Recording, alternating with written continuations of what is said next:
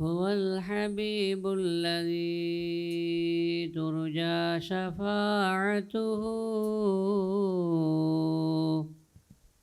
لكل هول من الأهوال مقتحم. مولاي صل وسلم دائما أبدا على حبيبك خير الخلق كلهم. يا أكرم الخلق ما لي من ألوذ به سواك عند حلول الحادث العمام.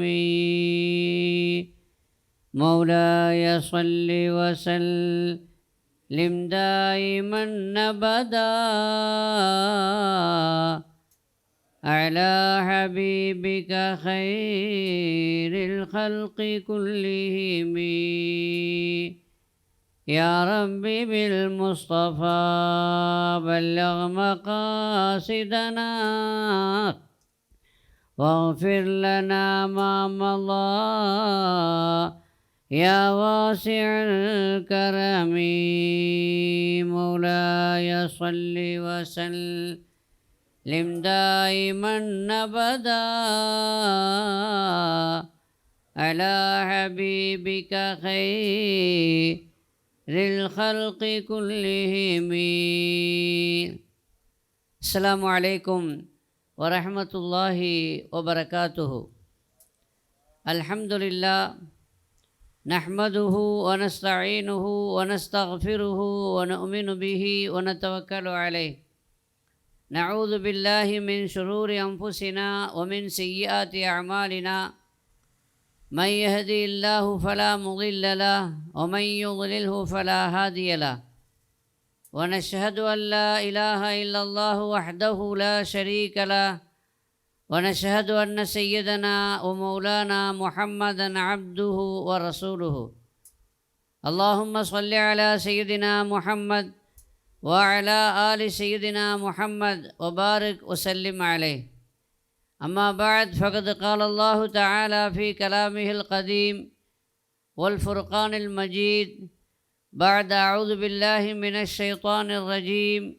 بسم الله الرحمن الرحيم. وما أرسلناك إلا رحمة للعالمين. صدق الله العلي العظيم. قال سيد الأنبياء والمرسلين محمد رسول الله صلى الله عليه وسلم أنا رحمة مهتاد. صدق رسول الله صلى الله عليه وسلم. அளவற்ற அருளாளன் நிகரற்ற அன்புடையோன் எல்லாம் வல்ல அல்லாஹுவின் திருப்பெயரால் துவக்கம். அல்லாஹுவை பயந்து கொள்ளும்படி வாழ்நாள் எல்லாம் தக்குவாவை நாம் இறையச்சத்தை அடிப்படையாக அமைத்து கொள்ள என்னையும் உங்களையும் நான் முதலாக கேட்டுக்கொள்கிறேன், வசியச் செய்து கொள்கிறேன். புனிதமிக்க இந்த மாண்பான அருளான இந்த விழாவில் நம்மையெல்லாம் ஒன்று சேர்த்ததை போன்று கண்மணி நாயகம் ரசூலை கரீம் ஸல்லல்லாஹு அலைஹி வஸல்லம் அவர்களோடு நம்மை சங்கமிக்க செய்வானாக ஃபித் துன்யா கபுலல் ஆஹிரா. மிகச்சிறப்பான ஒரு ஏற்பாடு இங்கு செய்யப்பட்டு இந்த விழா மிகச்சிறப்பாக ஆரம்பமாகி நடைபெற்று கொண்டிருக்கிறது. தரீக்கத்துல் காதிரியா சபையின் மூலமாக நடத்தப்படுகிற இந்த விழாவில் வந்திருக்கக்கூடிய இந்த தரீக்கத்தினுடைய முன்னோடி ஷேக் அவர்களே மற்றும் சிறப்புரை ஆற்ற வந்திருக்கிற அபுத்தலாயிர் அல்லாமா ஷேக் அப்துல்லா ஜமாலி ஹஜரத் அவர்களே, அதைப்போல சென்னையிலிருந்து வருகை தந்திருக்கக்கூடிய மிகச்சிறந்த பேச்சாளர் அபுபக்கர் உஸ்மானி அமலி ஹஜரத் அவர்களே மற்றும் இங்கு வருகை தந்திருக்கிற பெருமக்களே, ரப்புல் ஆலமீன் நம் எல்லோருக்கும் அவனது அருளை பொழிவானாக என்று மீண்டும் வேண்டி பூமா நபி ஸல்லல்லாஹு அலைஹி வஸல்லம் அவர்கள் புகழுக்குரியவர்கள் என்பது நாம் சொல்லி தெரிய வேண்டிய ஒரு உண்மை அல்ல. உலகம் அறிந்த விஷயம். அதை பற்றி ஒரு சில செய்திகளை மாத்திரம் உங்களுடைய மேலான கவனத்திற்கு கொண்டு வர ஆசைப்படுகிறேன். பெருமானாருடைய புகழை எப்படி சொல்லுவது? இந்த பிரபஞ்சத்தினுடைய வித்தாகவும் சத்தாகவும் அவர்கள்தான் இருக்கிறார்கள். இந்த பேரண்டத்தின் உயிராக உணர்வாக அவர்களே இருக்கிறார்கள். அகில உலகத்தினுடைய நிலை, உலகத்தினுடைய உள்ளமை, உஜூதுக்கு ஆதாரமாக அவர்கள் திகழ்கிறார்கள். அத்தகைய பூமா நபியினுடைய புகழ், அதை எப்படி வார்த்தைகளால் அடைக்க முடியும், சுருக்க முடியும் என்பதை நாம் முதலிலே அடிப்படையாக நாம் விளங்கி கொள்ள வேண்டிய ஒரு உண்மையான ஒரு விஷயமாகும். சங்கைக்குரிய பெருமக்களே, பூமா நபி ஸல்லல்லாஹு அலைஹி வஸல்லம் அவர்களை பற்றி சொல்ல வேண்டும் என்றால், பெருமானார் ஸல்லல்லாஹு அலைஹி வஸல்லம் அவர்களுடைய புகழை சொல்ல வேண்டும் என்றால், அவர்களுடைய கீர்த்தியை பற்றி நாம் உங்களிடத்தில் கூற வேண்டும் என்றால், அல்லாஹ்வே கூறிவிட்டான், வரஃபஅனா லக திக்ரக், நபியே நாம் உமது புகழை உயர்த்திவிட்டோம், உமது கீர்த்தியை உயர்த்திவிட்டோம் என்று அல்லாஹ்வே சொல்லிவிட்டான். அல்லாஹ் அவர்களை உயர்த்திய பிறகு, அல்லாஹ் அவர்களை இந்த அளவிற்கு புகழ்ந்த பிறகு, அவர்களை பற்றி அந்த பிரஸ்தாபத்தை இந்த உலகத்தில் நிலைக்கச் செய்த பிறகு, நாம் இந்த உலகத்தில் அவர்களை எப்படி புகழ்ந்தாலும் அது தகுமான புகழாக, சரியான நிகரான புகழாக ஆகாது என்பதை நாம் அடிப்படையாக நாம் விளங்கி கொள்கிறோம். அத்தகைய பெருமைக்குரியவர்கள்தான் முஹம்மதுர் ரசூலுல்லாஹி ஸல்லல்லாஹு அலைஹி வஸல்லம். அவர்களின் பேரே புகழுக்கு சாட்சி, அவர்களின் பேரே அந்த புகழுக்கு சான்று. முஹம்மது, இது யாருடைய பெயர்? அசல்ல அடிப்படையில் இது யாருடைய பெயர்? இது அல்லாஹ்வுக்கு சொல்ல வேண்டிய ஒரு பெயர். இந்த பெயர் அல்லாஹ்வுக்குத்தான் பொருந்தும்.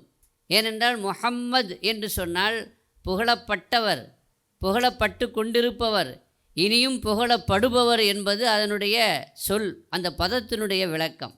அப்படி என்றால் அல்ஹம்துலில்லாஹ், இந்த உலகத்தில் எல்லா புகழும் அல்லாஹ்வுக்கு உரியது என்று அல்லாஹ் குர்ஆனிலே சொல்கிறான். அப்படிப்பட்ட அல்லாஹ் தான் புகழப்பட்டவன் இல்லையா? யார் புகழ்ந்தாலும், எப்படி புகழ்ந்தாலும், யாரை புகழ்ந்தாலும் அந்த எல்லா புகழும் அல்லாஹ்வுக்குத்தான் போய் சேருகிறது இல்லையா? தாஜ்மஹாலை புகழ்கிறான், கட்டிடக்கலையை புகழ்கிறான், அதனுடைய சிற்பத்தை ரசிக்கிறான், அதை வர்ணிக்கிறான் என்றால் அந்த புகழெல்லாம் அது யாருக்கு போய் சேருகிறது? அதை வடிவமைத்தவனுக்கு போய் சேருகிறது. என்பதை போல இந்த உலகத்தில் யார் யாரை புகழ்ந்தாலும், எதை புகழ்ந்தாலும் அந்த புகழெல்லாம் அல்லாஹ்வுக்கு உரியது. எனவே இந்த உலகத்தில் புகழப்பட்டவர், புகழப்படக்கூடியவர், பட்டு கொண்டிருப்பவர் முஹம்மது யாருன்னா அல்லாஹ் தான். அந்த அல்லாஹ்வுக்கு பொருத்தமான, அல்லாஹ் தனக்கு உரிய அந்த பெயரை தனது ஹபீப் நாயகம் ரசூலை கரீம் ஸல்லல்லாஹு அலைஹி வஸல்லம் அவர்களுக்கு அல்லாஹ் சூட்டி மகிழ்ந்திருக்கிறான் என்றால் அவர்கள் புகழுக்குரியவர்கள் என்பதை பெயரே சாட்சி இல்லையா? அவர்களுடைய பெயரினுடைய அற்புதம் அதை நாமெல்லாம் விளங்கி இருக்கிறோம். முஹம்மது என்பது ஒருவன் அவர்களை புகழ்ந்து பேசினாலும் அது அவர்களுக்கு புகழ்தான். முஹம்மது நபி என்று அவர்கள் பெயரை சொல்லி அவன் தாக்கி பேசினாலும் அதுவும் அவர்களுக்கு புகழ்தான். ஏனென்றால் எப்பொழுது அவன் முஹம்மதுங்கிற பெயரை சொல்லிவிட்டானோ அப்பொழுதே புகழ்ந்து விட்டான். அதற்கு பிறகு அவன் தாக்கினால் என்ன, விமர்சித்தால் என்ன, பேசினால் என்ன, புகழ்ந்தால் என்ன, அவன்தான் முதலிலேயே முஹம்மத், புகழுக்குரியவர், புகழப்பட்டவர் அப்படின்னு சொல்லி போட்டு அவர் இப்படிப்பட்டவர் அப்படிப்பட்டவர்னு சொன்னால் அது பொய் அப்படிங்கிறத அவனுடைய பேச்சு, பெருமானாருடைய அந்த புகழினுடைய அந்த பேரினுடைய தொடக்கம் அது அவனை காட்டி கொடுத்து விடும். எனவே இந்த உலகத்தில் முஹம்மது ஸல்லல்லாஹு அலைஹி வஸல்லம், ரசூலை பார்த்துன்னா ஸல்லல்லாஹு சொல்லுங்கள், முஹம்மது ஸல்லல்லாஹு அலைஹி வஸல்லம் அவர்களை யார் எப்படி பேசினாலும் அது அவர்களுக்கு புகழ்தான். அப்படிப்பட்ட வகையில் அல்லாஹ் பேரை அமைத்திருக்கிறான். இதை புரிந்து கொண்டார்கள் அந்த காஃபிர்கள், குறைஷிகள். எனவே முஹம்மது ஸல்லல்லாஹு அலைஹி வஸல்லம் அவர்களை பற்றி இகழ்ந்து பேசுகிற சந்தர்ப்பத்தில், அவர்களை பற்றி தவறாக சித்தரிக்கிற சந்தர்ப்பங்களில், அவர்களை பற்றி கடுமையாக விமர்சிக்கிற சமயத்தில் முஹம்மது என்ற பெயரை சொல்லித்தான் ஆரம்பத்திலே திட்டினார்கள், ஏசினார்கள், அவர்களை பேசினார்கள். அதற்கு பிறகுதான் உணர்வு வந்தது, அப்போ தான் புரிஞ்சாங்க, நம்ம என்னதான் பேசினாலும் ஏசினாலும் விமர்சித்தாலும் முதல்ல அவங்கள புகழ்ந்துடுறோமே. முஹம்மது என்ற பெயரை எப்பொழுது நாம் சொல்லிவிட்டோமோ அதற்கு பிறகு ஒரு அப்படிப்பட்டவர் இப்படிப்பட்டவர் எல்லாம் சொல்கிறது அதுக்கு பிறகு தானே நம்முடைய சொல்லை நாமே பொய்யாக்கி விடுகிற வகையில் இருக்கிறது. எனவே அந்த பெயரே சரியில்லை, அந்த பெயரையே சொல்லக்கூடாது என்று அந்த பெயரை அவர்கள் மாற்றி திட்டுவதற்கு, சபிப்பதற்கு, ஏசுவதற்கு அவர்கள் பெயரையே மாற்றி முதம்மம் என்று வைத்தார்கள். முஹம்மது என்று சொன்னால் புகழப்பட்டவர், முதம்மம் என்று சொன்னால் அதற்கு நேரடியான ஒரு சொல் இழிவாக்கப்பட்டவர் என்று அவர்கள் அந்த பெயரை மாற்றி அதற்கு பிறகு பெருமானார் ஸல்லல்லாஹு அலைஹி வஸல்லம் அவர்களை பேசுகிற பொழுது, அதற்கு பிறகு பெருமானாரை திட்டுகிற பொழுது, சபிக்கிற பொழுதெல்லாம் முதம்மம் என்று சொல்லி தான் திட்டுவார்கள். சஹாபாக்கள் அவர்களால் பொறுத்து கொள்ள முடியவில்லை, பொங்கி எழுந்தார்கள். யா ரசூலல்லாஹ், அருமையான பெயர், அழகான பெயர், புகழான பெயர் முஹம்மது ஸல்லல்லாஹு அலைஹி வஸல்லம், அந்த பெயரை மாற்றி முதம்மம் என்று அவர்கள் சித்தரிக்கின்றார்களே என்று வேதனைப்பட்டு அவர்கள் தங்களது வேதனையை, சஹாபாக்கள் தங்களது வேதனையை கண்மணி நாயகம் ரசூலை கரீம் ஸல்லல்லாஹு அலைஹி வஸல்லம் அவர்களிடத்திலே சொன்ன பொழுது, பூமா நபி ஸல்லல்லாஹு அலைஹி வஸல்லம் எதையுமே நேரடியாக பார்க்க வேண்டும், அதாவது நெகட்டிவ் கண் கொண்டு பார்க்க வேண்டிய அவசியம் இல்லை. எல்லாமே நாம் எப்படி பார்க்கணுன்னா மாற்றி யோசிக்கணும் என்பதை இந்த உம்மத்திற்கு சொல்லி கொடுத்தார்கள். அதையே நீங்கள் அப்படி பார்க்குறீங்க, அப்படி பார்க்க வேண்டிய தேவையில்லை. ஏன்னா ஒரு சமயம் ஹஜ்ரத் ஆயிஷா, ஹஜ்ரத் சஃபியா ரலியல்லாஹு அன்ஹா அவர்களை சில கூட இருக்கக்கூடிய, அதாவது பெருமானார் ஸல்லல்லாஹு அலைஹி வஸல்லமுடைய சக மனைவிமார்கள் அவர்கள் கொஞ்சம் பேசிவிட்டார்கள். பெருமானார் ஸல்லல்லாஹு அலைஹி வஸல்லம் உள்ளே வர்றாங்க. உள்ளே வரும்பொழுது சஃபியா ரலியல்லாஹு அன்ஹா அழுது கொண்டிருந்தார்கள். ஏன் அழுகின்றீர்கள் என்று கேட்டார்கள். இல்லை, என்னை எல்லாரும் யூதச்சி என்று சொல்கிறார்கள். ஏன்னா அவங்க ஒரு யூத வம்சத்தை சார்ந்த ஒரு பெண்மணி. எனவே அவர்களை சில பேர் யூதச்சி என்று கூப்பிடுவது அவர்களுக்கு உண்மையான முஸ்லீமாக, பக்காவான முஸ்லீமாக, முஹ்லிஸான முஸ்லீமாக ஆன பிறகும் நமக்கு அந்த பெயரை சொல்லி அழைக்கின்றார்களே என்று நான் அழுகிறேன் என்று சொன்ன பொழுது பெருமானார் ஸல்லல்லாஹு அலைஹி வஸல்லம் அவர்களுக்கு சொன்னார்கள், நீ ஏன் அப்படி அவர்களுக்கு நீ பதில் சொல்லக்கூடாது? எப்படி பதில் சொல்லக்கூடாது? என்னுடைய அப்பா ஒரு நபி, என்னுடைய சச்சா ஒரு நபி, என்னுடைய கணவர் ஒரு நபி, உங்கள் யாருக்குமே இந்த சிறப்பில்லை என்று ஏன் சொல்லக்கூடாது? நெகட்டிவாக ஏன் சிந்திக்க வேண்டும்? நீங்கள் அதை பாசிட்டிவாக நீங்கள் அதை பார்த்துருக்கலாமே என்று திருத்தி கொடுத்தவர்கள் கண்மணி நாயகம் ஸல்லல்லாஹு அலைஹி வஸல்லம். ஏனென்றால் சஃபியா அவர்களுடைய அத்தா ஹாரூன் நபி அலைஹிஸ்ஸலாமுடைய வழியில் அவர்கள் வருகிறார்கள். அவங்களுடைய சச்சா யாருன்னு சொன்னால் மூசா நபி அலைஹிஸ்ஸலாம், 2 பேருமே நபி. உங்களுடைய கணவர் யார்? நான் நபி. எனவே இந்த 3 சிறப்பும் வேறு யாருக்கும் இல்லையே, இதை சொன்னால் அவங்களால பேச முடியாமல் போயிருக்குமே என்று மாற்றி சொன்னவர்கள் கண்மணி நாயகம் ஸல்லல்லாஹு அலைஹி வஸல்லம். இதே அணுகுமுறையில் சஹாபாக்கள் பெருமானாரிடத்தில் தங்கள் வருத்தத்தை வெளிப்படுத்திய பொழுது இப்படி சொன்னார்கள், நீங்கள் சந்தோஷப்பட வேண்டிய விஷயத்தை அதை ஏன் துக்கப்படுகிற விஷயமாக எடுத்துக்கொள்கிறீர்கள்? அவர்கள் திட்டுகிறார்கள், ஏசுகிறார்கள். யாரை ஏசுகிறார்கள்?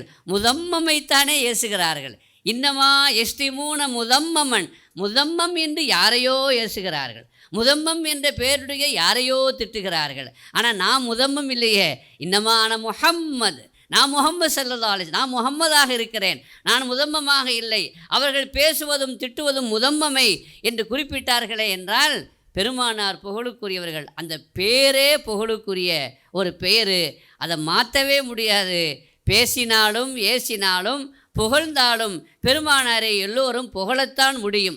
அப்படிப்பட்ட பூமா நபி ஸல்லல்லாஹு அலைஹி வஸல்லம் அவர்களை புகழ்ந்து அல்லாஹ் புகழ்ந்து இருக்கிறான் குர்ஆன் ஷரீஃபில். அல்லாஹ்வுடைய நபி ஸல்லல்லாஹு அலைஹி வஸல்லம் அவர்களை அல்லாஹ்வுடைய உத்தரவுக்கேற்ப தான் யார் என்பதை பல சந்தர்ப்பங்களிலே வெளிப்படுத்தி இருக்கிறார்கள். பெருமானார் ஸல்லல்லாஹு அலைஹி வஸல்லம் அவர்கள் கூடவே இருந்த சஹாபாக்கள் அவர்களும் பெருமானாரை பற்றி யதார்த்த நிலைகளை எடுத்து சொல்லியிருக்கிறார்கள். அப்படிப்பட்ட அந்த புகழுக்குரிய பெருமானார் ஸல்லல்லாஹு அலைஹி வஸல்லம், பெருமானாருடைய புகழை பல சஹாபாக்கள் பாடியிருக்கிறார்கள். மௌலூத் ஷரீஃப் இன்று நாம் ஓதி மகிழ்ந்து கொண்டிருக்கிறோம் இல்லையா? ஆனால் இந்த மௌலூத் ஷரீஃப் என்றால் பெருமானாருடைய புகழை சொல்லுவது, பெருமானாருடைய புகழை பாடுவது. அதை வசன நடையாகவும் பாடலாம், பாட்டு நடையிலையும் அதை பாடலாம். மௌலூத் ஷரீஃப் 2 வகையாக இருக்கிறது. ஒன்று வசன நடையில் அமைந்த மௌலூத் ஷரீஃப், பர்சஞ்சி மௌலூது உங்களுக்கெல்லாம் தெரிந்திருக்கும். பர்சஞ்சி மௌலூது பாடல் அமைப்பில் இருக்காது, அது வசன நடையிலே இருக்கும். மலேசியாவிலே பர்சஞ்சி மௌலூது, அதே மாதிரி இந்தோனேசியாவிலே பர்சஞ்சி மௌலூது ஓதுகிற பழக்கம் இன்னும் இருக்கிறது. இன்னும் சொல்லப்போனால் எங்கள் ஊரில் இன்னும் பர்சஞ்சி மௌலூது ஓதக்கூடிய ஒரு பழக்கம் இன்னும் இருக்கிறது. ரபியுல் அவ்வல் 12வது நாள் அன்று அசருக்கு பிறகு எங்கள் ஊரிலே இமாம் சாஹிப் அவர்கள் மெம்பரிலே உட்கார்ந்து கொண்டு பர்சஞ்சி மௌலூது ஓதுகிற பழக்கம் இன்றும் நடைமுறையில் இருக்கிறது. ஆக வசன நடையில் அமைந்த மௌலூதும் இருக்கிறது, கவிதை நடையில் அமைந்த மௌலூதும் இருக்கிறது. நாம் சுபஹான மௌலூது ஓதுகிறோம், பல மௌலூதுகளை பாடலாக படிக்கிறோம்.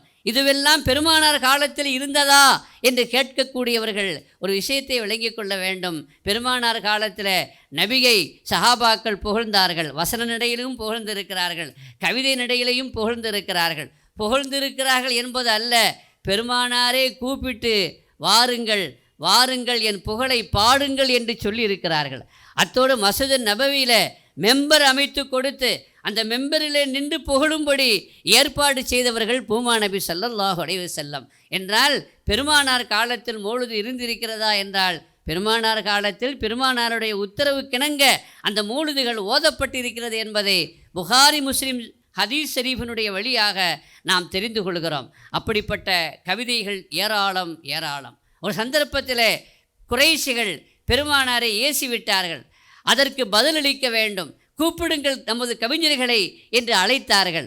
அப்துல்லா இப்னு ரவாஹா வந்தார், பாடினார், சென்றார். கஅப் இப்னு மாலிக் ரலியல்லாஹு அன்ஹு வந்தார், பெருமானாரை புகழ்ந்தார், பாடினார், சென்று விட்டார். இன்னும் பெருமானாருடைய அந்த ஆவல் அடங்கவில்லை, இன்னும் கூப்பிடுங்கள், ஹஸ்ஸான் இப்னு சாபித் வருகிறார் ரலியல்லாஹு அன்ஹு அவர்கள் வருகிறார்கள். அவர்கள் பாடினார்கள். எப்படி பாடினார்கள்? அழகாக பாடினார்கள். மாயின் மதஹத்து முஹம்மதம் பி மகாலதி வலாக்கிம் மதஹத்து மகாலதி பி முஹம்மதி. இங்கு கூட பெரியவர் அழகாக சொன்னார், நான் பெருமானாரை புகழ்வதனால பெருமானாருக்கு புகழ் ஒன்றும் கூட போகிறது இல்லை, நாம் புகழ்றதுனால அது என்ன ஆகுது, ஒரு ஒரு பந்தை எடுத்து சோத்தில் எரிஞ்சால் அது எங்கெங்கே திரும்பி வரும் சொல்லுங்களேன், திரும்பி நம்ம மேலே தான் வரும். அதே மாதிரி பெருமானாரை புகழ்வதால் நீ உன்னைத்தான் புகழ்கிறாய், பெருமானாரை பாடுவதனால் அதனுடைய பலன் உனக்குத்தான் கிடைக்கப் போகிறது. இதை அழகாக ஹஸ்ஸான் இப்னு சாபித் ரலியல்லாஹு அன்ஹு சொன்னார்கள். மாயின் மதஹத்து முஹம்மதம் பி மகாலதி, என் கவிதையால் என் பாடலால் நான் முஹம்மதை புகழவில்லை, வலாக்கின் மதஹத்து மகாலதி பி முஹம்மதி ஸல்லல்லாஹு அலைஹி வஸல்லம் அவர்களை புகழ்வதனால் என் கவிதைக்கு நான் புகழ் சேர்க்கிறேன், என் பாடலுக்கு நான் புகழ் சேர்க்கிறேன் என்று சொல்லிவிட்டு பாடினார். என்னவெல்லாமோ பாடினார், நிறைய பாடினார். சஹீஹுல் புகாரிலே இடம்பெற்றிருக்கிறது, சஹீஹ் முஸ்லிமிலும் இடம்பெற்றிருக்கிறது. அவர் படித்த வரிகளில், அவர் படித்த கவிதைகளில் அற்புதமான அழகான ஒரு கவிதை தான் நம்ம எல்லோருக்கும் தெரிந்த ஒரு கவிதை. சமீபத்தில் மக்கத்துல் முக்கர்ரமாவில் ஹரம் ஷரீஃபினுடைய ஹுதுபாவுடைய மெம்பரில் நின்று கொண்டு இமாமுல் ஹரமைன் என்று இப்பொழுது பதவியிலே பொறுப்பிலே இருக்கிற நாம் எல்லோரும் அறிந்த தெரிந்த நமக்கு எல்லோருக்கும் அறிமுகமான காரி அல் இமாம் அப்துர் ரஹ்மான் சுதைசி இல்லையா, அவர் அந்த கவிதையை ஷாயிருன் நபி என்றே சொல்கிறார். பெருமானாருடைய கவிஞர் ஹஸ்ஸான் இப்னு சாபித் ரலியல்லாஹு அன்ஹு அவர்கள் பாடிய கவிதை என்று சொல்லி ஹஸ்ஸான் இப்னு சாபித் படித்த அந்த கவிதையை மெம்பரில் நின்று கொண்டு, எந்த மெம்பரிலே மஸ்ஜித் நபவியிலே நின்று கொண்டு ஹஸ்ஸான் இப்னு சாபித்தை பெருமானார் ஸல்லல்லாஹு அலைஹி வஸல்லம் பாட வைத்தார்களோ, அதே போல் ஹரம் ஷரீஃபினுடைய மெம்பரிலே இப்பொழுது நின்று கொண்டு அதே ஹஸ்ஸான் இப்னு சாபித் ரலியல்லாஹு அன்ஹுடைய கவிதையை அப்துர் ரஹ்மான் சுதைசி பாடுகிறார், எடுத்து சொல்கிறார். வ அஹ்ஸனு மின்க லம் தர கத்து ஐனின்னு அற்புதமான வரிகள். வ அஹ்ஸனு மின்க லம் தர கத்து ஐனி, உங்களை விட ஒரு அழகான யாரையும் என் கண்கள் இதுவரை கண்டதே இல்லை. வ அஜ்மலு மின்க லம் தலிதின் நிசாஉ, உங்களை விட பேரழகான எந்த ஒரு மனிதனையும் பிள்ளையையும் பெண்கள் இதுவரை பெற்றெடுக்கவே இல்லை. வ அஜ்மலு மின்க லம் தலிதின் நிசா ஹுலிக்த மின் குல்லி ஐபின் ஹொலிக்த முபர்ரன் மின் குல்லி ஐபின், நீங்கள் படைக்கப்பட்டிருக்கின்றீர்கள், உங்களுடைய தோற்ற பொலிவு எப்படி இருக்கிறது, உங்களது அழகு எப்படி இருக்கிறது என்றால் எல்லா குறைகளை விட்டும் தூய்மையாக்கப்பட்ட நிலையிலே இருக்கிறது. நீங்களும் நானும் எண்ணி பார்க்கிறோம். நானும் சரி நீங்களும் சரி, நாம் கண்ணாடி நம்ம முகத்தை பார்த்தா நமக்கு நம்ம அழகாகத்தான் தெரியுது இல்லையா? நம்ம அழகாகத்தான் இருக்கிறோம், அப்படி தான் நினச்சிக்கணும். ஆனால் நாம் எவ்வளோதான் அழகானவர்களாக இருந்தாலும், உலகமே நம்மளை அழகு என்று சொன்னாலும், கண்ணாடியில் பார்க்குற பொழுது நம்ம என்ன சொல்கிறோம், என்ன நினைக்கிறோம், மனசில் என்ன நினைப்போடுது, ஒரு அதிருப்தி தான் வருது. கொஞ்சம் கலர் கூட இருந்திருக்கலாம், இல்லை கொஞ்சம் நீளம் கொஞ்சம் கூட இருந்திருக்கலாம், மூக்கு இப்படி இருந்திருக்கலாம், முகத்தினுடைய அந்த ஷேஃபு இப்படி அமைஞ்சிருக்கலாம் என்று நாம் அழகாக இருந்தாலும் தெரிந்தாலும் அது அப்படி அமைஞ்சிருக்கலாம் இப்படி அமைஞ்சிருக்கலாம்னு தான் நம்ம ஆசைப்படுறோம். ஏன் ஆசைப்படுறோன்னா, நம்மள்கிட்ட கேட்டுட்டு அல்லாஹ் படைக்கலை, நாம் விரும்புகிற மாதிரி நம்மளை அல்லாஹ் உருவம் கொடுக்கலை. ஆனால் கண்மணி நாயகம் ஸல்லல்லாஹு அலைஹி வஸல்லம் அவர்களை குறித்து ஹஸ்ஸான் சொல்கிறார், நீங்கள் படைக்கப்பட்டுள்ளீர்கள். எப்படி படைக்கப்பட்டுள்ளீர்கள்? அல்லாஹ் எல்லா குறைகளை விட்டும் தூய்மையாக்கப்பட்ட நிலையில் படைக்கப்பட்டிருக்கின்றன. ஒரு குறையும் இல்லை. அதாவது அவலட்சணம் என்று சொல்கிற அம்சங்களில் எந்த ஒரு அம்சமும் உங்களிடத்திலே இல்லை. எல்லா குறைகளை விட்டும் தூய்மையாக்கப்பட்ட நிலையில் படைக்கப்பட்டிருக்கு. எப்படி இருக்குதுன்னா, உங்கள்கிட்ட கேட்டு உங்கள் முகம் எப்படி இருக்கணும், உங்களை எப்படி நான் படைக்கணும் என்று அல்லாஹ் உங்கள்கிட்ட கேட்டு படைச்சா அது எப்படி இருந்திருக்குமோ அது மாதிரி என்று சொல்கிறார். கமா, அதாவது ஹொலிக்த மின் குல்லி ஐப் வர்ற மின் குல்லி ஐபின் கண்ணக கது ஹொலிக்த கமா தஷா. நீங்கள் நாடுவதைப் போல, நீங்கள் எண்ணுவதைப் போல, நீங்கள் விரும்புவதைப் போல படைக்கப்பட்டதைப் போல இருக்கிறீர்கள். அந்தவருக்கு முழுமையாக இருக்கின்றீர்கள், பரிபூர்ணமாக இருக்கின்றீர்கள் என்று பூமா நபி ஸல்லல்லாஹு அலைஹி வஸல்லம் அவர்களை பற்றி, அவர்களுடைய முகத் தோற்றத்தை பற்றி, அவர்களுடைய அழகை பற்றி ஹஸ்ஸான் இப்னு சாபித் ரலியல்லாஹு அன்ஹு அவர்கள் பாடுவதை நாம் பார்க்கிறோம், கேட்டு மகிழ்கிறோம் இல்லையா? அந்த பெருமானாரை பற்றி ஒரு ரஃபஅனா லக திக்ரக், நபியே உம்முடைய புகழை நாம் உயர்த்தினோம் என்று அல்லாஹ் சொல்லிவிட்டான். எப்படி உயர்த்தினான்? அல்லாஹ் பெருமானாருடைய புகழை எப்படி உயர்த்தினான்? அல்லாஹ்விடத்திலேயே கேட்கப்பட்டது, யா அல்லாஹ் எப்படி என்னுடைய புகழை நீ உயர்த்தினாய்? அல்லாஹ் சொன்னான், லா உதுகரு இல்லா துக்கிர்த்த, நான் கூறப்பட மாட்டேன் நீங்கள் கூறப்பட்டே தவிர. என்னை பற்றி யார் கூறினாலும் உங்களை கூறாமல் என்னை கூற முடியாது, என்னை பற்றி யார் பேசினாலும் என்னை சொல்லாமல் உங்களை சொல்ல முடியாது.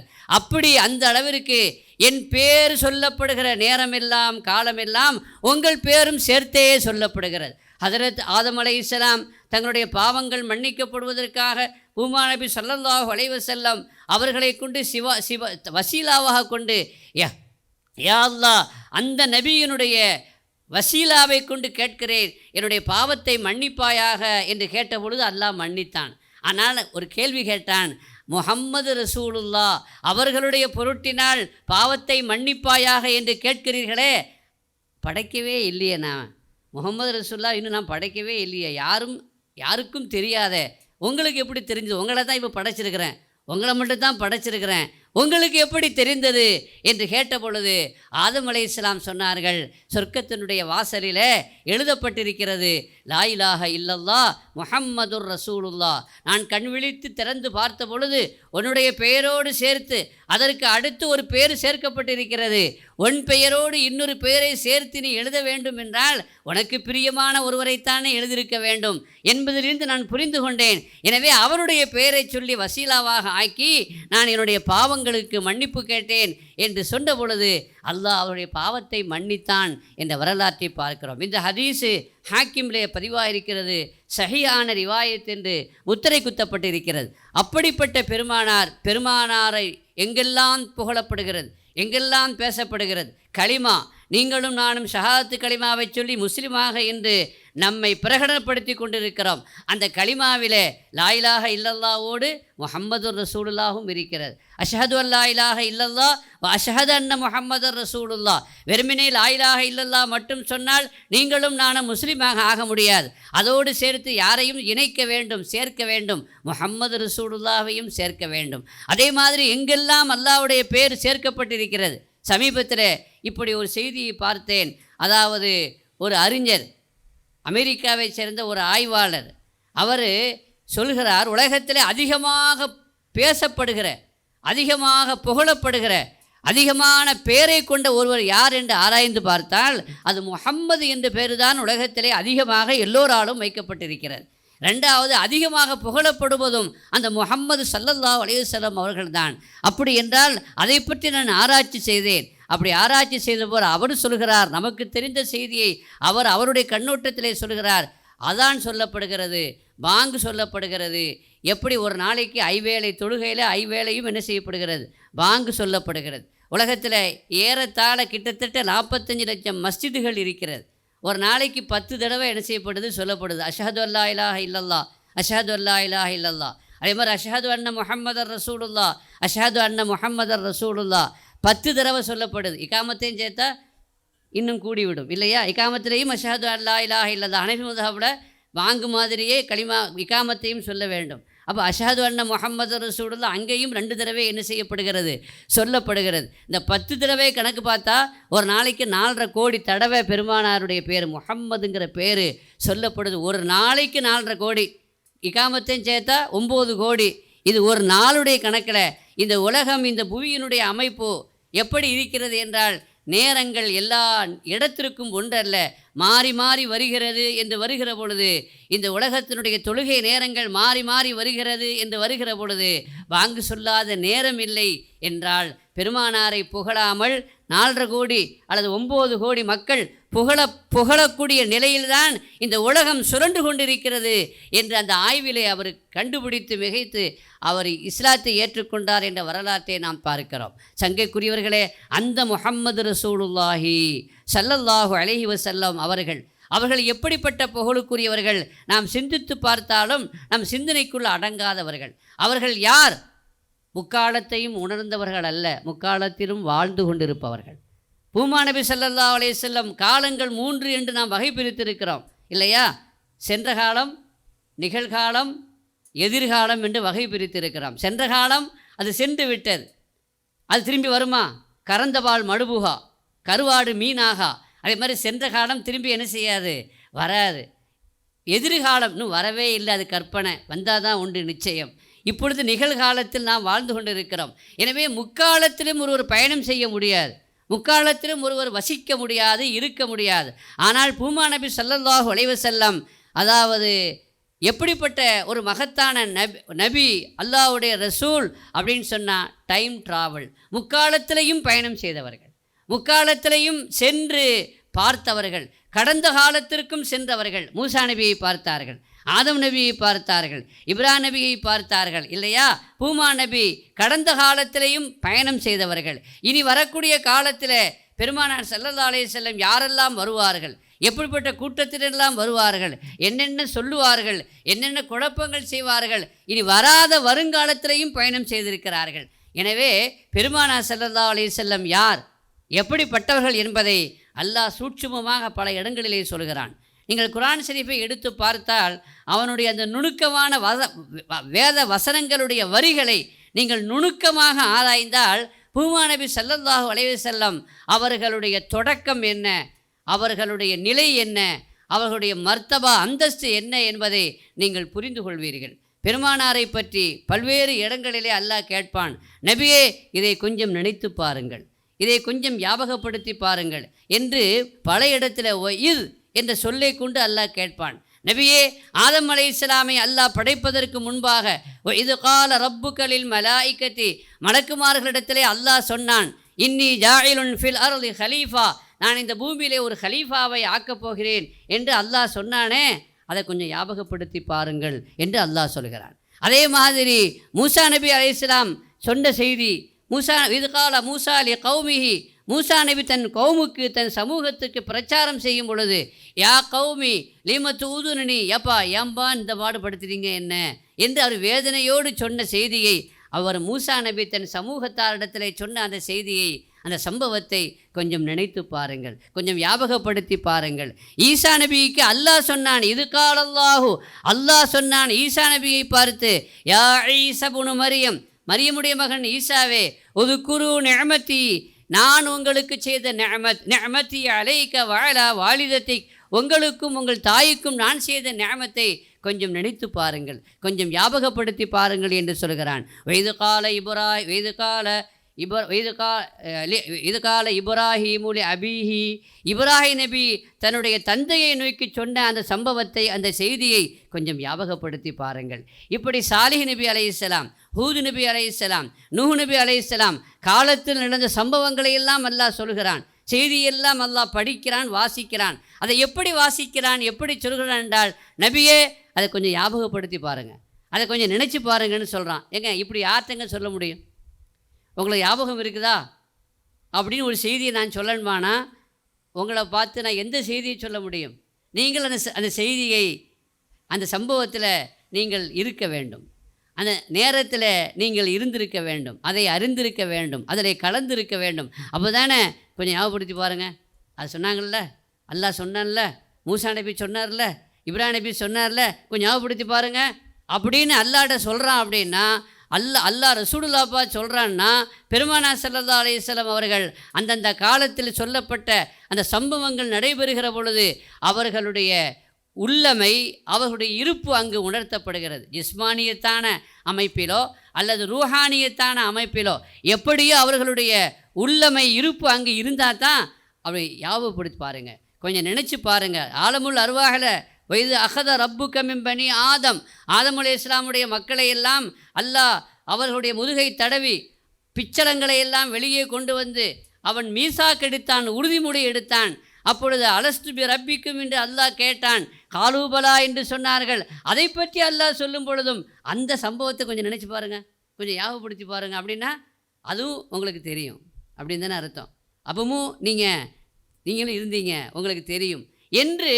ஆலமுல் அருவாஹில் நடந்த சம்பவமாக இருந்தாலும், உலகம் படைக்கப்படுவதற்கு முன்னால் நடந்த விஷயமாக இருந்தாலும், ரசூலுல்லாஹி ஸல்லல்லாஹு அலைஹி வஸல்லம் காலத்திற்கு முன்னால் நடந்த நபிமார்களுக்கு நடந்த சம்பவமாக இருந்தாலும், எதுவாக இருந்தாலும் அல்லாஹ் அதை கொஞ்சம் நினச்சி பாருங்கள், அதை கொஞ்சம் ஞாபகப்படுத்தி பாருங்கள் என்று அல்லாஹ் சொல்ல வேண்டும் என்றால், பெருமானார் ஸல்லல்லாஹு அலைஹி வஸல்லம் ஜிஸ்மானி இந்த பௌதீக அடிப்படையிலேயோ அல்லது ரூஹானி அடிப்படையிலேயோ அவர்களுடைய இருப்பு என்பது, உள்ளமை என்பது முந்தியது என்பதை நாம் விளங்கிக் கொள்கிறோம். எனவே தான் பூமா நபி ஸல்லல்லாஹு அலைஹி வஸல்லம் சொன்னார்கள், குந்து ஹாத்தமன் நபியின், நான் நபிமார்களுடைய ஹாத்தமுன் நபியாக, நிறைவாக வந்த நபியாக இருக்கிறேன். எப்பொழுது ஆதமுன் ல முஞ்சதிலும் பைன தீனி வல்மா, ஆதம் நபி தண்ணீருக்கும் களிமண்ணுக்கும் இடையில் உருவாகி கொண்டிருக்கிற அந்த காலகட்டத்திலேயே நான் ஹாத்தமுன் நபியாக இருக்கிறேன் என்று பெருமானார் ஸல்லல்லாஹு அலைஹி வஸல்லம் சொல்கிறார்கள் என்றால், அவர்களுடைய அவ்வலியத், அவர்களுடைய ஆரம்பம், அவர்களுடைய இருப்பு, அதனுடைய தொன்மை அது எடுத்து காட்டப்படுகிறது என்றால், எல்லாவற்றுக்கும் மேலாக குர்ஆனில் ஒரு வசனம் இருக்குது, நமக்கெல்லாம் தெரியும். அலம் தர கைஃப ஃபஅல ரப்புக பி அஸ்ஹாபில் ஃபீல். அல்லாஹ் அங்கே வசனத்தில் அதே தான் கொஞ்சம் மாற்றி கேட்குறான். நபியே நீங்கள் பார்க்கவில்லையா? கைஃப ஃபஅல ரப்புக பி அஸ்ஹாபில் ஃபீல். ஆபிரஹா மன்னன் யானைப்படையோடு அந்த மக்காவை, காபாவை இடிப்பதற்கும் தகர்ப்பதற்கும் வந்த பொழுது அந்த யானைப்படையை அல்லாஹ் எப்படி செய்தான், அவர்களை எப்படி அழித்தான் என்பதை நீங்கள் பார்க்கவில்லையா? அலம் தர, நீங்கள் பார்க்கவில்லையா? பெருமானார் பிறக்கவே இல்லை, பிறக்கிறதுக்கு முன்னாடி இந்த சம்பவம், அந்த சம்பவத்தில் நீங்கள் பார்க்கவே இல்லையா? இங்கே ரெண்டு இது இருக்குங்க, ஒன்று லம், இன்னொன்று ஆ, அலம். அரபியில் ஒரு இந்த அலிஃப்லாம், இந்த இந்த இந்த ஹம்சா இருக்குது, அதுக்கு பேர் இஸ்திஃபாம் இன்காரி அப்படின்னு சொல்லுவாங்க. இஸ்திஃபாம் இன்காரினா மறுக்கக்கூடிய ஒரு நிலைக்குத்தான் அந்த ஹம்சாவை பயன்படுத்துவார்கள். இங்கே ஹம்சா இஸ்திஃபாம் இன்காரி என்று ஏன் வைக்கிறோம் என்றால், லம் ஓடு சேர்ந்திருக்கிறது. லம் என்பது அது மறுக்கக்கூடிய ஒரு சொல். அதே மாதிரி லாவோடு அல்லது லம்மோடு ஹம்சா சேர்ந்தால் அங்கே, அதாவது நெகட்டிவும் சேர்ந்துச்சுன்னா அங்கே என்ன வருங்க? பாசிட்டிவ் வந்துவிடும். இல்லை என்பது இல்லையாகிவிட்டால் அங்கே என்ன வந்துவிடும்? இருப்பு என்பது வந்துவிடும். அதே மாதிரி லம்மும் ஹம்சாவும் ஒன்று சேர்ந்துருக்கிறதுனால, நெகட்டிவ் ஒன்று சேர்ந்துருக்கிறதுனால இங்கே பாசிட்டிவ் வந்து பார்க்கவில்லையா அப்படின்னா என்ன அர்த்தம்? நீங்கள் பார்த்திருக்கின்றீர்கள் என்ற அர்த்தம்.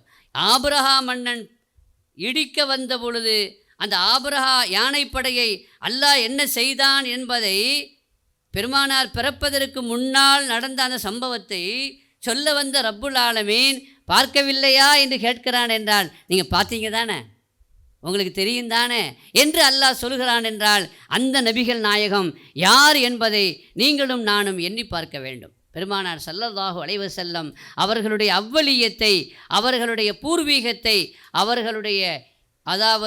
அவர்களுடைய ஆரம்ப நிலையை நீங்களும் நானும் தெரிந்து கொள்ள வேண்டும். எனவே தான் உலகத்தில் பெருமானார் ஸல்லல்லாஹு அலைஹி வஸல்லம் அவர்கள் ஏதோ ஒரு வகையில் ரூஹானியத்தான அடிப்படையில் அவர்கள் இருந்தார்கள் என்பது மட்டுமல்ல, அப்பொழுதே பேசப்பட்டார்கள்.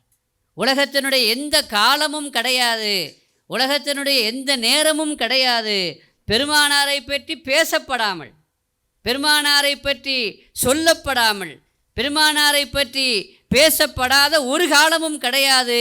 ஏன்னா அல்லாஹ் குர்ஆன் ஷரீஃபில் பல்வேறு இடங்களிலே சொல்லி காட்டுவான்.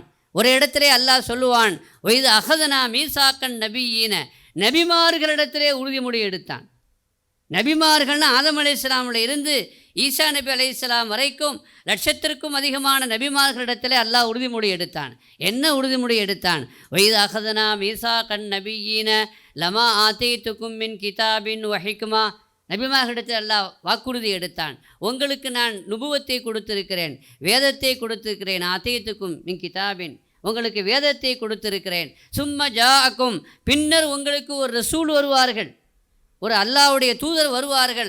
அப்படி வருகிற பொழுது லதூமினுன் நபிஹி, நீங்கள் அவர்களை கொண்டும் ஈமான் கொள்ள வேண்டும். ஒல தன்சுருன்னஹு, நீங்கள் அவருக்கு சப்போர்ட்டாக இருக்க வேண்டும், அவருக்கு ஆதரவாக இருக்க வேண்டும், உதவி செய்ய வேண்டும், ஒத்துழைக்க வேண்டும் என்று நபிமார்களிடத்திலே சொன்னான். அப்போ அவங்களாம் என்ன சொன்னாங்க? நாங்கள் ஈமான் கொள்கிறோம், இதை அகரர்னா, நாங்கள் சம்மதித்தோம், ஏற்றுக்கொண்டோம் என்று சொன்னார்கள். அப்படின்னா என்னங்க அர்த்தம்? ஆதம் அலைஹிஸ்ஸலாம் காலத்தில் ரசூலா வரப்போகிறதில்லை. ரசூலா எப்போ வந்தாங்க? கடைசியில் வந்தாங்க. மூசா நபி காலத்திலேயோ, ஈசா நபி காலத்திலேயோ, இப்ராஹிம் நபி காலத்திலேயோ வரலை, வரப்போகிறதும் இல்லை. ஆனாலும் அல்லாஹ் அவள்கிட்ட ஏன் வந்தான் நம்பணும் என்று ஏன் சொன்னான் என்றால், நீங்கள் இருந்தாலும் சரி அல்லது உங்களுடைய சந்ததிகள் யாராவது அங்கே அந்த நேரத்திலே வசித்து வாழ்ந்திருந்தாலும் சரி, அவர்கள் இந்த நபியை கொண்டு ஈமான் கொள்ள வேண்டும், இந்த நபியை ஏற்றுக்கொள்ள வேண்டும். இதை நீங்கள் இந்த உம்மத்திற்கு, உங்களுடைய உம்மத்திற்கு சொல்ல வேண்டும். எனவே தான் தப்சீர்களில், இந்த ஆயத்தினுடைய தப்சீரில் நாம் பார்க்கிறோம், எல்லா நபிமார்களும் தன்னுடைய உம்மத்திற்கு பெருமானார் ஸல்லல்லாஹு அலைஹி வஸல்லம் அவர்களுடைய வருகை பற்றி சொல்லாமல் இல்லை. எல்லோருமே சொல்லியிருக்கிறார்கள். ஆதம் அலைஹிஸ்ஸலாம் சொல்லியிருக்கிறார்கள், நூஹ் நபி அலைஹிஸ்ஸலாம் சொல்லியிருக்கிறார்கள், இப்ராஹிம் நபி அலைஹிஸ்ஸலாம், மூசா நபி அலைஹிஸ்ஸலாம், இன்னும் சொல்லப்போனால் ஈசா நபி விசேஷமாக பெருமானாரை பற்றி சொல்வதற்காக வேண்டியே அல்லாஹ் அனுப்பினான். அவங்களுக்கு என்ன பேர்? ஈசா நபி சொல்கிறாங்க குர்ஆன் ஷரீஃபில், வைது கால ஈஸா இப்னு மரியம் யா பனி இஸ்ராஈல இன்னி ரசூலுல்லாஹி இலைக்கும், நான் உங்களுக்கு அல்லாஹ்வுடைய தூதராக இருக்கிறேன். யார்கிட்ட பார்த்து சொல்கிறாங்க? பனு இஸ்ரவேலர்களே. ஈசா நபியும் ஒரு பனு இஸ்ரவேலை சமூகத்தை சார்ந்தவர் தான், அவங்களும் ஒரு யூத வம்சத்தை சார்ந்தவர்கள் தான். அவங்க ரசூலாக அனுப்பப்பட்டது இஸ்ரவேலர்களுக்கு தான். எனவே யா பனி இஸ்ராயில் என்று அழைக்கின்றார்கள். இஸ்ரவேலர் சமூகமே, இஸ்ரவேலருடைய மக்களே, இன்னி ரசூலுல்லா, நான் உங்களுக்கு அனுப்பப்பட்ட ரசூலாக இருக்கிறேன். நான் எதற்காக வந்திருக்கிறேன்? 2 வேலை செய்வதற்காக வந்திருக்கிறேன். ஒன்று முசத்திகல் லிமா பைன யதைய மினத் தௌரா, எனக்கு முன்னுண்டான வேதங்களை எல்லாம் மெய்ப்பிக்க வேண்டும். தௌராத்து உள்பட முன்னல் அல்லாஹ் இறக்கிய அருளிய வேதங்களெல்லாம் உண்மை என்று மெய்யாக்கி வைக்க வேண்டும். 2வது, நான் எந்த நோக்கத்திற்காக வந்திருக்கிறேன் என்றால், ஓ முபஷ்ஷிரம் பி ரசூலின் யஅதி மின் பஅதி இஸ்முஹு அஹ்மத், நான் உங்களுக்கு நற்செய்தி சொல்வதற்காக வந்திருக்கிறேன். ஒரு தூதரை பற்றி, ஒரு ரசூலை பற்றி, எனக்கு பிறகு அவர் வர இருக்கிறார், அவருடைய பேர் அஹ்மது, பேர் உள்பட அவங்க பேர் அஹ்மது. அப்படிப்பட்ட ஒரு ரசூலை பற்றி நற்செய்தி சொல்வதற்காகவே நான் உங்களுக்கு அனுப்பப்பட்டிருக்கிறேன் என்று ஹஜ்ரத் ஈசா நபி அலைஹிஸ்ஸலாம் சொல்கிற அந்த செய்தி சூரத்து ஸஃப்பிலே குர்ஆனிலே பதிவாக இருக்கிறது. நீங்கள் எண்ணி பார்க்க வேண்டும். பெருமானார் ஸல்லல்லாஹு அலைஹி வஸல்லம் அவர்கள், பெருமானார் ஸல்லல்லாஹு அலைஹி வஸல்லம் அவர்களை நற்செய்தி சொல்கிறதுக்காக வேண்டிய, குறிப்பாக எல்லோருமே சொன்னார்கள், குறிப்பாக நற்செய்தி சொல்கிறதுக்காக வேண்டிய ஒரு நபியை அல்லாஹ் அனுப்பி வச்சான். ஈசா நபியுடைய வருகையுடைய நோக்கமே ரசூலுல்லாஹ்வுடைய முன்னறிவிப்பு தான். இங்கே காலையில் ஃபஜ்ரு சாதிக்கு உதயமாகுது, அதுக்கு பிறகு சூரியன் உதயமாகுது இல்லையா? அப்படி தானேங்க? சூரியன் உதயமாகிறதுக்கு முன்னாடி என்ன உதயமாகுது? அடிவானத்தை பார்த்தீங்கன்னா தெரியும், கடற்கரை நகரம் தானே. அடிவானத்தை பார்த்தீங்கன்னா ஃபஜ்ருடைய தொழுகையுடைய நேரம் எப்போ ஆரம்பமாகுது? அடிவானத்தை பார்த்தீங்கன்னா ஒரு வெளிச்சம், வைகரை வெளிச்சம் ஒன்று தோன்றும், ஒரு கோடு மாதிரி தோன்றும். முதல்ல தோன்றக்கூடிய அந்த கோடு அது கொஞ்சம் நேரத்தில் அழிஞ்சு போயிடும். அதற்கு பிறகு ஒரு அடிவானத்தில் ஒரு வெள்ளை கோடு தோன்றும், அது அப்படியே நிலைத்திருக்கும். நிலைத்து கொஞ்சம் கொஞ்சமாக அந்த அடிவானத்தில் தோன்றி அந்த வெள்ளை கீற்று, அந்த வெள்ளை கோடு கொஞ்சம் கொஞ்சமாக வளர்ந்து கடைசியில் என்ன வரும்? கடைசியில் என்ன வரும்? சூரியன் பெரிதாக அழகாக வரும். அப்படின்னா இந்த ஃபஜ்ரு சாதிக்கு அதிகாலையினுடைய இந்த வெளிச்சம் எதை உணர்த்துகிறது என்றால் சூரியன் வரப்போகிறது, சூரியன் உதிக்கப் போகிறது, சூரியன் உதயமாக போகிறது என்ற நற்செய்தியை முன்னர் சொல்வதைப் போல பெருமானார் ஸல்லல்லாஹு அலைஹி வஸல்லம் ஒரு சூரியன் என்று சொன்னால் அந்த சூரியன் உதிக்கப் போகிறது, உதயமாக போகிறது, வரப்போகிறது, அதை பற்றி நற்செய்தி சொல்வதற்காக, முன்னறிவிப்பு செய்வதற்காகத்தான் நான் வந்திருக்கிறேன், என்னை அல்லாஹ் அனுப்பியிருக்கிறான் என்று ஹஜ்ரத் ஈசா நபி அலைஹிஸ்ஸலாம் சொன்னார்கள். என்றால் அவர்கள் வந்த நோக்கம் என்னங்க? நற்செய்தி.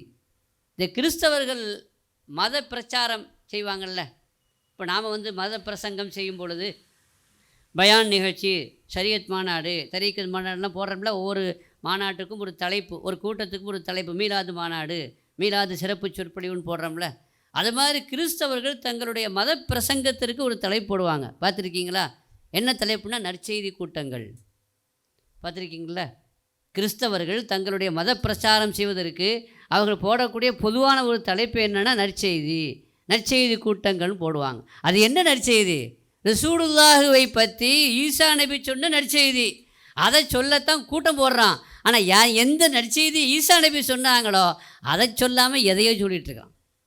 அதை பற்றி பேசாமல் எதை பற்றியோ பேசி கொண்டு இருக்கிறார்கள். ஆக அந்த நற்செய்தி, ஈசா நபி சொன்ன அந்த நற்செய்தி யார்? பெருமானார் ஸல்லல்லாஹு அலைஹி வஸல்லம் என்றால் உலகத்திலே எல்லா காலத்திலும் பேசப்பட்ட நபியாக, எல்லா வேதத்திலையும் கூறப்பட்ட நபியாக, எல்லா நபிமார்களுக்கும் சொல்லப்பட்டு எல்லா உம்மத்துக்கும் நினைவுபடுத்தப்பட்ட நபியாக வேதர் முஹம்மது, முத்து முஹம்மது ரசூலுல்லாஹி ஸல்லல்லாஹு அலைஹி வஸல்லம் அவர்கள் இருக்கிறார்கள் என்று சொன்னால் அந்த நபியை பற்றி நாம் எப்படி புகழ்வது? அந்த புகழை பற்றி எப்படி நாம் சொல்லாமல் இருப்பது? எல்லோருக்கும் தெரியும், வேதக்காரர்கள் எல்லோருக்கும் தெரியும், வேத ஞானத்தை கற்றவர்கள் அறிந்தவர்கள் எல்லோருக்கும் தெரியும்.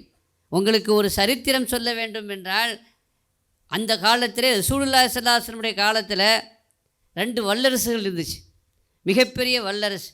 அந்த மிகப்பெரிய வல்லரசு ஒன்று பாரசீகம், ஈரானை தலைமையிடமாக கொண்ட பாரசீக சாம்ராஜ்யம். அதனுடைய மன்னர் யாருன்னா கிஸ்ரா. இன்னொரு மிகப்பெரிய வல்லரசு இருந்துச்சு, அது ரோமாபுரி. அந்த ரோமாபுரியினுடைய அரசனுக்கு பேர் கைசர்.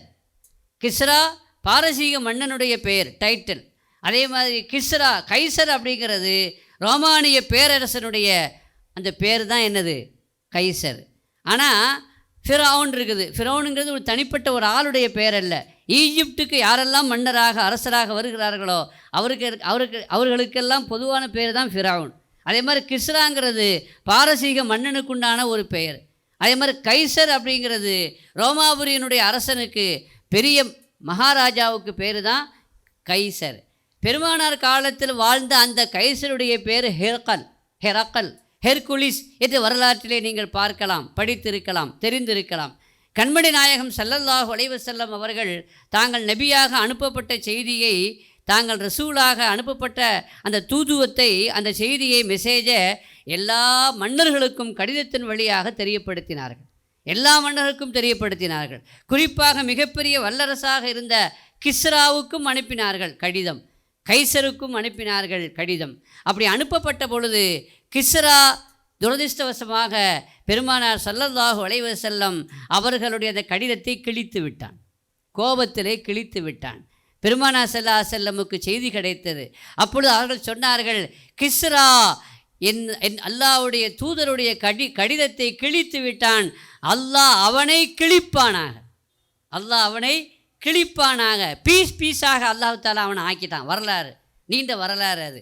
கிஸ்ரா அவனுடைய மகனால், அவனுக்கு பிறந்த மகனாலேயே வயிற்றில் குத்தப்பட்டு, வயிறு கிழிக்கப்பட்டு, பீஸாக்கப்பட்டு, என பெருமானாருடைய கடிதத்தை கிழித்தவனுக்கு அல்லாஹ் கொடுத்த தண்டனை. அல்லாஹ் அவனை மரணிக்க செய்தான். அதோடு கிஸ்ராவுடைய சாம்ராஜ்யம், அந்த பரம்பரையில் அரசராக வருவதற்கு யாரும் இல்லாமல் கடைசியில் ஒரு பெண் மட்டும் இருந்தாங்க. அந்த பெண்ணுடைய கையில் ஆட்சியை கொடுத்தாங்க.